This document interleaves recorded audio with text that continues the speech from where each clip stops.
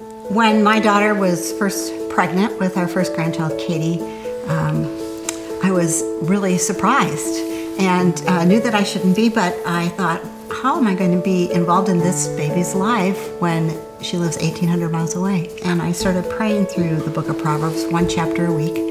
And I hadn't told many people about that idea, just a few friends, but when Susan and Pam and I got together, I thought, wow, this is the time to share what I've been doing.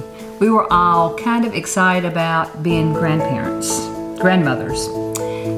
But what could we do to affect our grandchildren? What kind of legacy could we leave? What could we do that would really have a lasting impact on, particularly since there aren't a lot of them close by?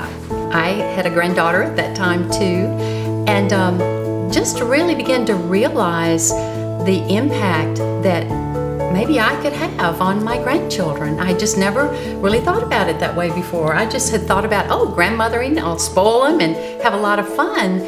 But it really started to sink in that we could really be used by God. You know, as the three of us talked through Kathy's idea about the Proverbs, Kathy explained that she started with the proverb and of course then would pray that character development, the character trait rather, for her grandchild.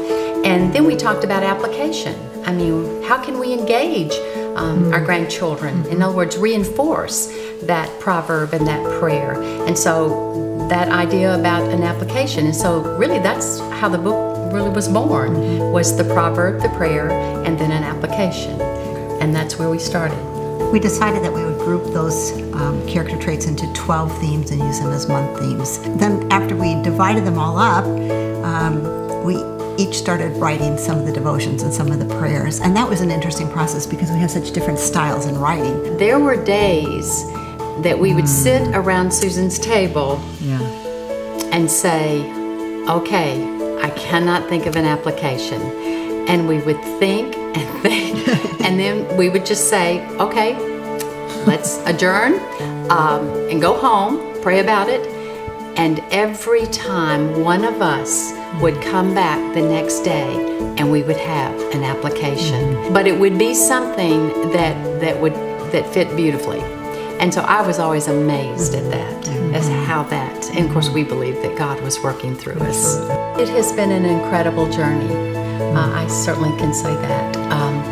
To walk with these two women, as you would imagine, in 3.5 years, we've lived a lot of life together. And we know part of that really comes from our foundation, where not only are we praying for our kids, but we're training them in Scripture. We're reminding them about God's promises throughout Scripture. And it's really Him who is going to be faithful to them. We just would really pray that grandparents would become intentional about being involved in the lives of their grandchildren, and that there would be a worldwide movement of grandparents willing to pray on behalf of these children, because we believe strongly that they're going to need the prayer support and God involved in their lives in the coming generations.